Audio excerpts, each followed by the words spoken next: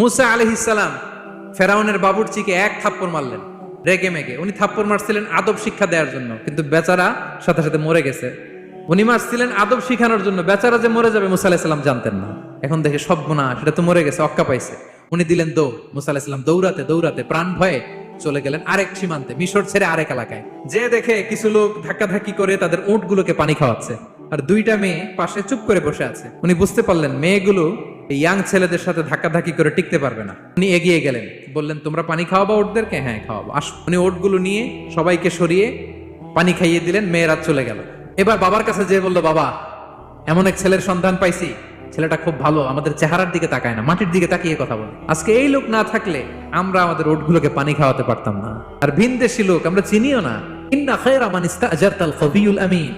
বাবা কাজ করেন, আমাদের তো রাখাল লাগবে, আমাদের দেখভাল করার জন্য তো একজন সুপারভাইজার দরকার, এই ছেলেকে আপনি কাজে রেখে দেন।